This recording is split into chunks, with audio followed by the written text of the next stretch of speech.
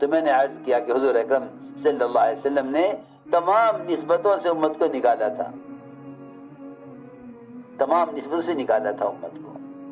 جس امت کو تمام نسبتوں سے نکال کر امت بنایا گیا تھا، اب اللہ اکبر آپ کے کام کو آگے بڑھانے والے وہ نسبتوں میں تقسیم ہو جائیں. افریقہ والوں نے کہا کہ ہمیں کوکن برادری کی جماعت چاہیے، کوکنوں میں کام کرے. تو میں نے کہا نا، ہم تو کوکن برادری جانتے نہیں، ہم تو جماعت بھیجیں گے، وہ جماعت کام کرے گی. اس لیے کہ امت بنتی ہے جب امتی بن کر کام کیا جائے، اور برادری بنتی ہے جب برادری کی نسبت پر کام کیا جائے. ہم تو کسی زبان کی بنیاد پر جماعت نہیں بھیجتے کہ فلاں علاقے میں فلاں زبان کے زبان والے چلے جاؤں. نہیں، تم زبان کی نسبت پر جماعت بھیجو گے، امت زبان میں بٹے گی. تم برادری کی نسبت پر جماعت بھیجو گے، امت برادری میں بٹے گی. تم قوم قبیلے کی بنیاد پر جماعت بھیجو گے، امت قوم اور قبیلے کی بنیاد پر تقسیم ہوگی. تم رنگ کی بنیاد پر جماعت بھیجو گے، امت رنگ میں تقسیم ہوگی. حضور اکرم صلی اللہ علیہ وسلم نے یہ نہیں ہونے دیا. ایک کالے آدمی نے پوچھا آپ سے کہ کیا جنت میں ہم کالے داخل ہو جائیں گے؟ آپ عرب خوبصورت رنگ کے، ناک نقشے کے. آپ نے فرمایا ایک کالے آدمی کی سفیدی جنت میں 1000 سال کی مسافت سے نظر آئے گی. ہمت دلائی، ہمت دلائی. اور آپ نے وہ کام کیے جس سے باہر سے آنے والے اجنبی اور کالوں کا مقام اگر غور کیا جائے تو آپ کے اپنوں سے زیادہ اونچا تھا. حضور اکرم صلی اللہ علیہ وسلم حضرت زید کو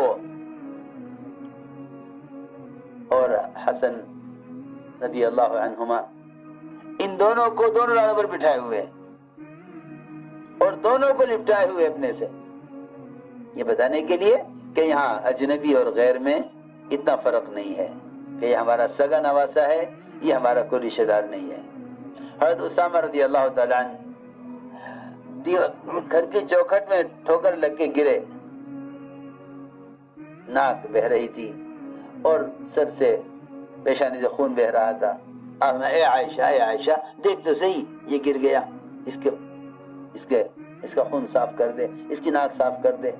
حضرت عائشہ کو منظر دیکھ کر بڑی کراہت ہوئی، بڑی گھن آئی کہ میں کیسے صاف کروں. آپ سمجھ گئے کہ عائشہ اس کی ناک صاف کرنے اور اس کے زخم سے خون صاف کرنے سے نفرت کر رہی ہے، گھن کر رہی ہے.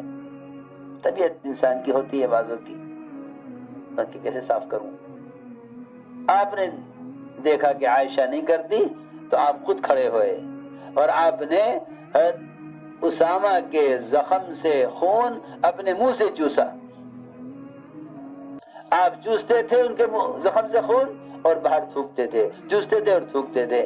آپ نے ان کے زخم کے خون کو اپنی زبان اور ہونٹ سے صاف کیا.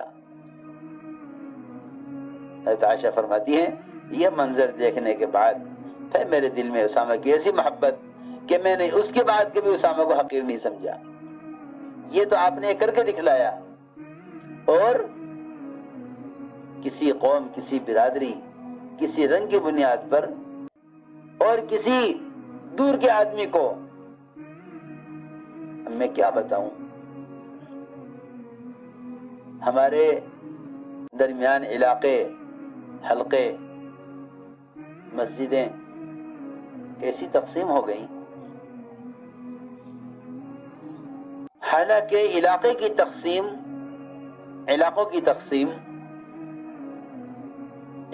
تقسیم یہ جانوروں میں سب سے بدتر قسم کے جانور کا مزاج ہے. جانوروں میں سب سے بدتر قسم کا جانور.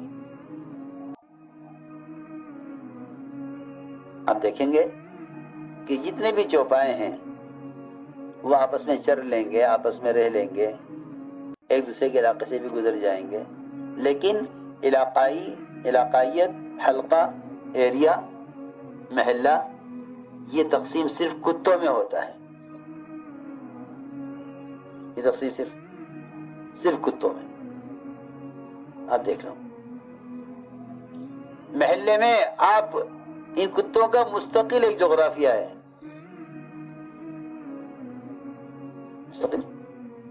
مستقل ایک جغرافیہ. نہ اس کو جغرافیہ کی حکومت کو خبر ہے، نہ محلے کے لوگوں کو خبر ہے، کسی کو پتہ نہیں. ہاں ان کا ایریا ان کہتے ہیں. ایک کتا اگر اس محلے میں آ جائے تو ہنگامہ ہو جاتا ہے رات میں. جب تک وہ نکل نہیں جاتا وہاں سے وہ چین سے نہیں بیٹھتے. یہ ہمارے علاقے میں کیوں؟ حضور اکرم صلی اللہ علیہ وسلم نے اس گندے ذہن اور اس تنگ نظری سے امت کو نکالا تھا. یہی وجہ ہے کہ عامر بن طفیل نے 3 مطالبے کیے تھے حضور اکرم صلی اللہ علیہ وسلم سے. اللہ مجھے معاف فرمائے، ہمیں سب کو غور کرنا چاہیے کہ کہیں اس طرح کی تجاویز اور اس طرح کے خیالات شیطان ہمارے دلوں میں تو نہیں ڈالتا. شیطان ہمارے دلوں میں تو نہیں ڈالتا. 3 باتیں رکھی تھی عامر بن طفیل نے کہ یا تو مجھے آپ اپنے بعد نبی متعین کر دیجئے، اپنا خلیفہ بنائیے، مجھے اپنا خلیفہ بنائیے. ہم ہے کہ بھئی نبوت اللہ کی طرف سے ہوتی ہے، اس کو اللہ تعالیٰ نے بنانا چاہتے ہیں بناتے ہیں. اس میں تو میرا نہ کوئی اختیار ہے نہ اس میں کوئی دخل ہے. اگر یہ نہیں مانتے، اگر آپ میری بات نہیں مانتے اور مجھے اپنا خلیفہ نہیں بناتے تو پھر میرا دوسرا مطالبہ یہ ہے کہ پھر علاقے تقسیم کر لو. علاقے تقسیم کر لو. یہ شہر کا علاقہ میرا، دیہات کا علاقہ آپ کا. آپ اپنا کام کریں، اپنا کام کریں، اس سے کام میں کوئی مداخلت نہ کریں. یہ جاہلوں کے اور کافروں کے اور مشرکین کے مطالبے تھے آپ سے کہ علاقے تقسیم کر دیں. یہ علاقہ ہمارا، یہ علاقہ آپ کا، آپ بھی کام کرو ہم بھی کام کریں.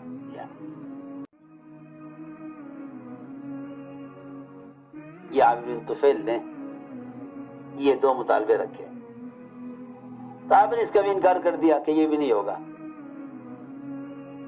اس نے کہا اگر یہ بھی نہیں مانتے تو پھر تیسری بات یہ ہے کہ میں 1000 گھوڑ سوار لے کر مقابلہ کروں گا. اور میں کر لوں، یہ کر لوں. اور یہ بات بھی یہی ہے کہ جب ناحق مطالبات پورے نہیں ہوا کرتے تو پھر کفر مقابلے پر آتا ہے. لیکن اللہ کی مدد جب آتی ہے، اللہ کی مدد جب آتی ہے جب کام کرنے والے ایک فکر، ایک بات پر مجتمع رہیں. اگر ان میں مداحنت آ گئی، ان میں کمزوری آئی، انہوں نے باطل کی کسی بات کو یہ کہہ کر قبول کر لیا کہ چلو ہم کچھ ان کے کام آ جائیں پھر یہ ہمارے کام آ جائیں گے. خدا کی قسم دور نبوت میں یہ کام منافقین کیا کرتے تھے. صحابہ کرام ایسے وحدت کلمہ پر تھے. ابو سفیان نے بڑی کوشش کی کسی طرح صلح کی مدت میں توسیع ہو جائے، صلح کی مدت میں توسیع ہو جائے. آپ نے صحابہ سے ایک بات فرمائی، دیکھو ابو سفیان آ رہا ہے مطالبہ لے کر، اس کو مایوس کر کے اور راضی کر کے بھیجنا ہے. بے اکرامی تو کرنا مت، بے اکرامی تو کرنا مت، بے اکرامی تو کرنا مت. ہاں اس کو راضی کر کے اور مایوس کر کے. صحابہ میں وحدت کلمہ سب کی ایک بات، وہ ایسی پختہ تھی کہ باطل کو کہیں سے گھسنے کا راستہ نہیں ملتا تھا. اس معاملے میں سب سے سخت جواب حضرت عمر نے دیا.